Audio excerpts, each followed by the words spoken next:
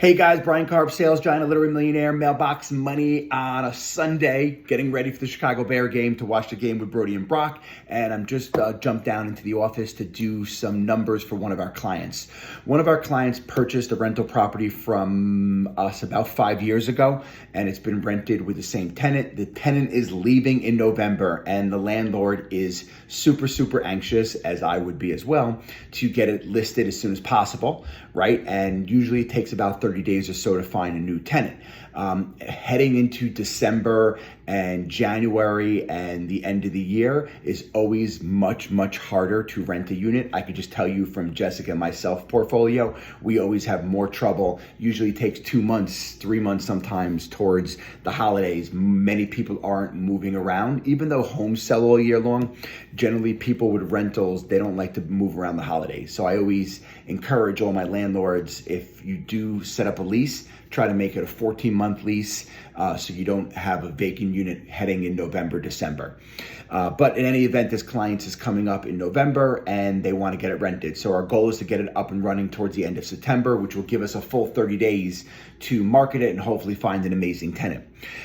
They said, Sales Giant, what should I re-rent it for? You know, the nice thing is rents are always going up. So usually you could increase it, but you don't want to increase it too much, because if you're too aggressive, what will end up happening is it will take you 2 months or 3 months to rent it. And then you got to think about that all of that lost revenue factors into your basically bottom line at the end of the year when you're looking at what that one unit or what that property generated for you. So what I do recommend, and I even do it for my own portfolio, it's hard because I always want to keep increasing rents, and you know, $100 doesn't sound like a lot, but times 31 units as we have in our personal portfolio, it makes a difference. So we're always trying to get maximum value out of every single door. But if you're too aggressive, you could really mess up the entire cash flow that it brings you for the year. Because let's say you're renting it for $2,500 and it takes you 2 extra months to rent, you just lost $5,000. So you're better off accepting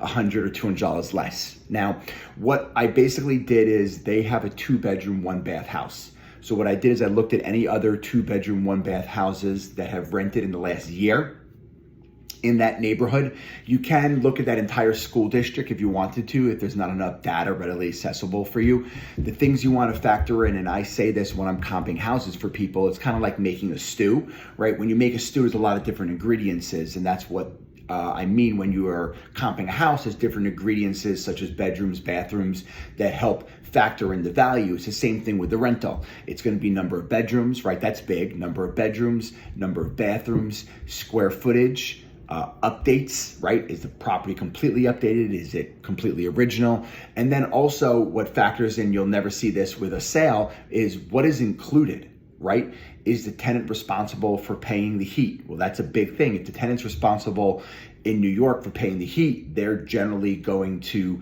rent slightly less than a property that the heat's included, right? Now, most places you have to pay your own heat, but that was just an example. Same thing with water, electric, lawn maintenance, right? Is the property shared, right? Like we own an apartment building and they're made up of 2-bedroom units. Now, if you are looking at a 2-bedroom cottage somewhere and you're looking at a 2-bedroom unit in an apartment building, in the apartment building, they're gonna rent for less because there's shared space, there's shared garbage, shared common space. So when you're looking at it, you don't want to compare it to a multifamily. You want to, if it's a single and separate cottage, you want to comp it or evaluate it with a separate structure like that. So basically what I did is I pulled a few that rented in the last 6 months to a year, kind of looked at their updates and what was included to kind of get an idea. And also is important, I also look at what is the inventory. So what that means is I went online and I checked all the different databases of what rentals are currently out there, right? That's huge, because if you see a ton of 2-bedrooms, like I saw a bunch of 2-bedrooms in the same school district and they were on the market for like 2 months, which is terrible, right? Kills your cash flow. And they were all renting for around $2,650 to $2,700. My suggestion was I was gonna say, put this one up at $2,995. But now looking at those, you might want to be a little less aggressive with it, right? Because to squeeze out an extra $200, if it takes you an extra month, you've lost $2,500, $2,600, $2,700. So that's what I did right before the Chicago Bear game. Hopefully we take a W and Brody and Brock aren't devastated that I made them Bear fans and we lose every single game. I'm your boy. I'm the sales giant.